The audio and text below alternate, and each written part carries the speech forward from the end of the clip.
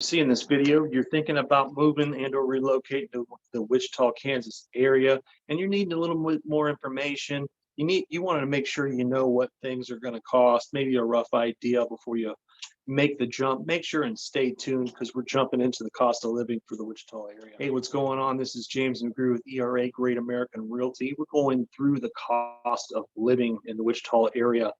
Give you a little bit more information so you can make that informed decision on whether or not Wichita is the right spot for you. Hey, make sure and reach out if you have any questions. Make sure to like, comment, subscribe, hit the bell so you're informed when we kick out another video. All right, so we're getting into the cost of living here in the Wichita area. We are in the heartland of the United States. The cost is quite a bit lower, but we still want to give you an idea of what that cost is. We want to give you that information so you can make an informed decision on whether or not Wichita is right for you. So doing a little digging, doing a little research for you so we can help you save a little time on that. So let's get into it. What you're really wanting to know, the median cost of a home. So the numbers that I'm seeing were from last month. Our median home price was roughly about $225,000. You're still getting a whole lot of house compared to some of these other places from what I'm hearing. So $225,000. Now, if you got the kiddos, I had to phone a friend, phone a couple friends. I don't have kids personally, but you're looking at anywhere from like $175 to $300 a week for daycare. So we want to make sure and you know that up front. Maybe if you decide to make the move, do a little further research, see if you got that nice old lady or someone else that can help save you on that. So utilities. For my situation personally, it's just me, my wife, and our 90-pound lap dog. So we don't necessarily need as much space as someone with a family. So our setup, I mean, we got your basic 3-bed, 1-bath ranch, smaller. So for us, our cost might not be as much as someone else with a family, but this is kind of where we're at. So with our setup, it is an older house. It's not quite as energy efficient. In the summertime, the electric bill is up there. Anywhere from $100 to $200 a month for the electric. With our setup, water, anywhere from $40 to $75. Gas, we have a gas stove. The furnace is gas. So in the summertime, that's typically about $40, $50. Come winter time, flip flop. The gas is up, the electric's down, water roughly about the same. Trash, you're probably looking at 100, 150 every 3 months. Internet, we have a couple different providers. If you're coming from a big city, make sure you do your research on this specific spot you are at. For our spot, we're in an older neighborhood, so we don't necessarily have the latest and greatest when it comes to internet. Always griping at the wife about the Wi-Fi and whatnot. I'm currently paying, I don't know, $90, $95.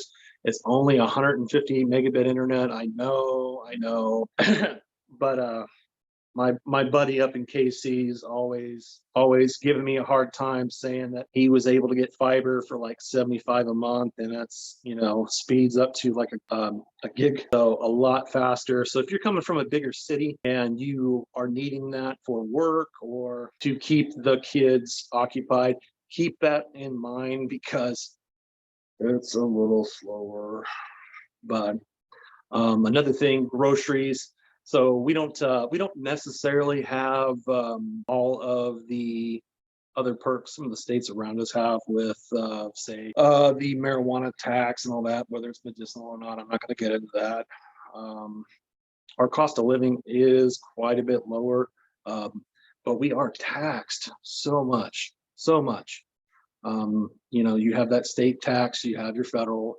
They're taxing you on everything. The grocery tax, from what I was seeing, is amongst the highest. It's like 6.5%. To our governor's credit, she's working on eliminating that. That's supposed to go into effect come July 1st. I want to say it's She's trying to get it completely eliminated by 2025. So fingers crossed, hopefully, because it would be nice to not have to worry about that. You know, a little extra money in your pocket.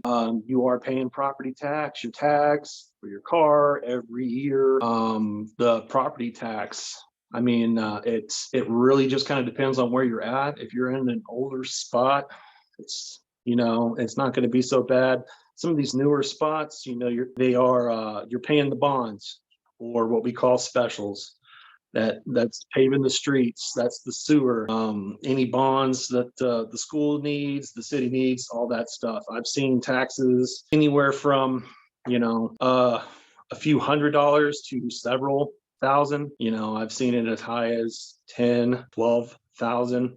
But keep in mind, with all that, you got to know where you're at, what you're exactly paying for. If you pull up the specifics on your house through the county appraiser, it's breaking down every little bit of that. It's telling you everything that you're paying for, and how long that's supposed to last. It breaks down the interest, all that stuff. So, just make sure, we have that talk. It's really going to depend on where you're at. If there's any specials, all that stuff, it can make a big difference in your payment. So keep that in mind. So So if you're like me, you like a nice cold brewski, you can find places just about anywhere with your happy hour specials, all that stuff. You can get beers for, $2, $3. If you're like me, you go downtown, the little bit nicer bars, and you like your beers just a little bit bigger, you're probably pushing $4 to $6. You get into the craft beers, and it gets a little more expensive, but you're paying for it. I want to say the most I've ever paid for a beer, this was over at, I want to say, the Anchor, and it was a craft beer, and it was like 12-15% alcohol. So I mean, a couple of those and you're good, but you're paying for that. That's not readily available. You can't go get that at the liquor store. So you're paying for that.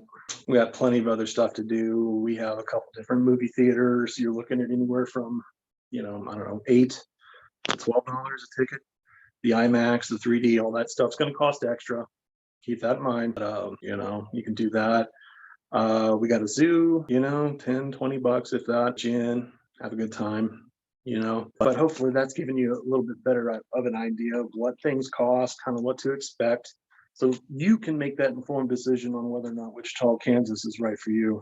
So thanks so much for checking out this video. If you have any questions, call, text, email, DM, send out the carrier pigeons, smoke signals, do what you got to do so you can reach out and get your questions answered.